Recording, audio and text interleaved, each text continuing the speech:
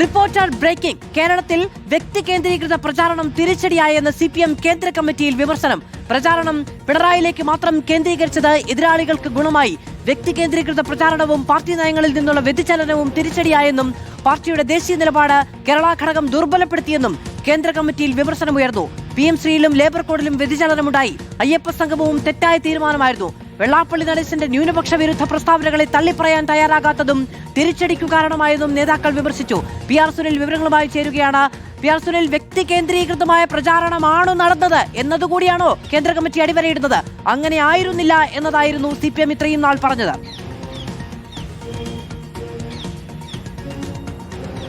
മധു, വളരെ പ്രധാനപ്പെട്ട നിരീക്ഷണങ്ങൾ തന്നെയാണ് CPIM-ന്റെ 3 ദിവസത്തെ കേന്ദ്ര കമ്മിറ്റി യോഗത്തിൽ ഉയർന്നത്. വലിയ വിമർശനങ്ങൾ തന്നെയായിരുന്നു സംസ്ഥാന ഘടകത്തിന്റെ പല തീരുമാനങ്ങൾ. അത് നയപരമായ കാര്യങ്ങളിലായിക്കോട്ടെ, പാർട്ടി തെരഞ്ഞെടുപ്പ് പ്രചരണ രംഗത്ത് സ്വീകരിച്ച നിലപാടുകളിലായിക്കോട്ടെ, മുകൾ തട്ട് മുതൽ താഴെ തട്ട് വരെ വലിയ പാളിച്ചകൾ ഉണ്ടായി എന്നാണ് കേന്ദ്ര കമ്മിറ്റിയിൽ വിമർശനം ഉയർന്നത്. തെരഞ്ഞെടുപ്പ് പ്രചരണം ഒരു വ്യക്തിയിലേക്ക് മാത്രം കേന്ദ്രീകരിച്ചത് ഗുണമായില്ല, അത് എതിരാളികൾക്ക് അനുകൂല സാഹചര്യം ഒരുക്കി എന്നാണ് കേന്ദ്ര കമ്മിറ്റിയിൽ വിലയിരുത്തൽ വന്നത്. വ്യക്തിയിലേക്ക് കേന്ദ്രീകരിച്ചുള്ള പ്രചരണം വലിയ തിരിച്ചടിക്ക് കാരണമായി എന്ന നിലയിൽ തന്നെയാണ് കേന്ദ്ര കമ്മിറ്റി ഈ തെരഞ്ഞെടുപ്പ് അവലോകനത്തിൽ വിലയിരുത്തിയിരിക്കുന്നത്. മാത്രമല്ല, പാർട്ടി ദേശീയ തലത്തിൽ സ്വീകരിച്ചിട്ടുള്ള പല തീരുമാനങ്ങളും പല നിലപാടുകളും സംസ്ഥാന ഘടകം ദുർബലപ്പെടുത്തി എന്നുകൂടി കേന്ദ്ര കമ്മിറ്റി വിമർശിക്കുന്നുണ്ട്. PM ശ്രീയിലായിക്കോട്ടെ, ലേബർ കോഡിലായിക്കോട്ടെ, SNDP നേതൃത്വത്തിനെതിരെയുള്ള നിലപാട് സ്വീകരിക്കുന്നതുമായി ബന്ധപ്പെട്ട കാര്യങ്ങളിലായിക്കോട്ടെ, പല ദേശീയ നിലപാടുകളും സംസ്ഥാന ഘടകം ദുർബലപ്പെടുത്തി. പാർട്ടിയുടെ ദേശീയ നയത്തിൽ നിന്നുള്ള വ്യതിചലനം കേരള ഘടകത്തിൽ ഉണ്ടായി എന്നുകൂടി CPM കേന്ദ്ര നേതൃത്വം ഇപ്പോൾ വിമർശിക്കുകയാണ്. നേരത്തെ 2024 തെരഞ്ഞെടുപ്പ് അവലോകനം ചെയ്തുകൊണ്ട് കേന്ദ്ര കമ്മിറ്റി തയ്യാറാക്കിയിട്ടുള്ള പാർട്ടി രേഖയിൽ SNDP നേതൃത്വത്തിന്റെ സംഘപരിവാർ അജണ്ട തുറന്നു കാട്ടണം എന്ന് വളരെ കൃത്യമായി തന്നെ പറഞ്ഞിട്ടുണ്ട്.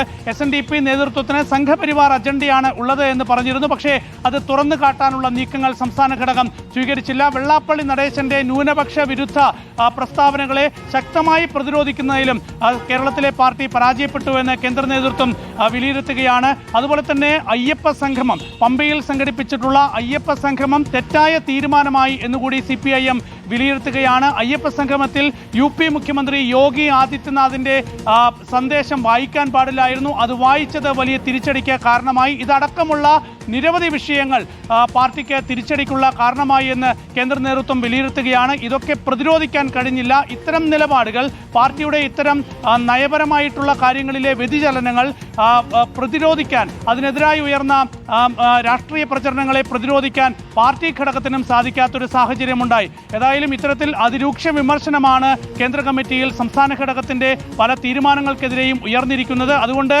തെറ്റുതിരുത്തൽ നടപടിക്കായി വിശാലമായ ഒരു പദ്ധതി തന്നെ വേണം എന്നാണ് കേന്ദ്ര കമ്മിറ്റി സംസ്ഥാന ഘടകത്തിന് നൽകുന്ന നിർദ്ദേശം.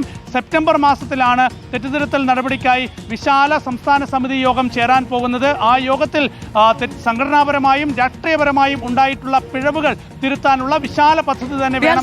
നേതൃപരമായ തീരുമാനങ്ങളിലെ പിഴവുകളാണ്, സംസ്ഥാന നേതൃത്വത്തിന്റെ തീരുമാനങ്ങളിലെ, രാഷ്ട്രീയ തീരുമാനങ്ങളിലെ പിഴവുകളാണ് ഇപ്പോൾ കേന്ദ്ര കമ്മിറ്റി അക്കമിട്ടെടുത്തു പറയുന്നത് എന്നതാണ്. സംഘടനാ വീഴ്ചകൾക്കപ്പുറത്ത് രാഷ്ട്രീയ തീരുമാനങ്ങളിലെ പിഴവുകൾ എന്ന് പറയുമ്പോൾ കൃത്യമായും അതിനോടൊപ്പം തന്നെ വ്യക്തി കേന്ദ്രീകൃതമായ രാഷ്ട്രീയ നീക്കം ഉണ്ടായി എന്നതുകൂടി ആണ് കേന്ദ്ര കമ്മിറ്റി അടിവരയിട്ട് പറയുന്നത്. അതായത് കൃത്യമായ സംസ്ഥാന നേതൃത്വത്തിനെതിരെ തന്നെയാണ് കേന്ദ്ര നേതൃത്വം.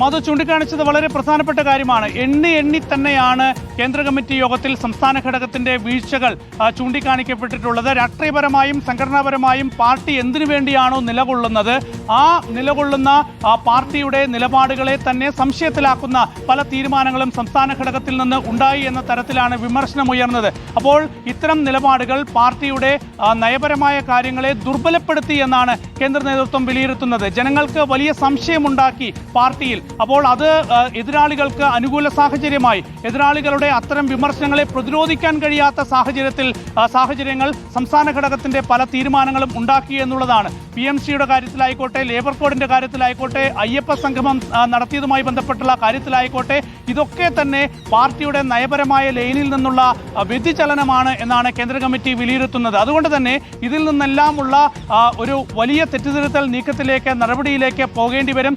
അതിനായുള്ള തീരുമാനങ്ങൾ തീരുമാനങ്ങൾ ഉണ്ടാകണം. കാരണം സംഘടനാപരമായും രാഷ്ട്രീയപരമായും ദുർബലപ്പെട്ട ഒരു സാഹചര്യമാണ് പാർട്ടി കേരളത്തിൽ നേരിടുന്നത്. അപ്പോൾ BJP-യുമായി ഒരു ഡീലുണ്ടായി എന്ന് പ്രതിപക്ഷം ആരോപിച്ചപ്പോൾ അതിനെ പ്രതിരോധിക്കാൻ കഴിയാത്ത രാഷ്ട്രീയ സാഹചര്യം കേരളത്തിൽ LDF-ഉം അതുപോലെ തന്നെ CPM-ഉം ഉണ്ടാക്കി വെച്ചു എന്നതാണ് കേന്ദ്ര കമ്മിറ്റി. വ്യക്തി കേന്ദ്രീകൃതമായ പ്രചാരണം തിരിച്ചടിച്ചു എന്നും കേന്ദ്ര തീരുമാനങ്ങളെ പോലും അട്ടിമറിക്കുന്ന രാഷ്ട്രീയ സമീപനങ്ങൾ സംസ്ഥാനത്തുണ്ടായി എന്നതടക്കവും അന്ന് ഉയർന്ന വിമർശനങ്ങളെ മുഴുവനും സാധൂകരിക്കുന്ന തരത്തിൽ അതിലെല്ലാം പാർട്ടി പ്രതിപ്രവർത്തിക്കാതിരുന്നത് വലിയ തിരിച്ചടിക്ക് കാരണമായി എന്നതടക്കം കേന്ദ്ര കമ്മിറ്റി വിമർശനം. PR സുനിലാണ് വിശദമായ വിവരങ്ങൾ നൽകിയത്.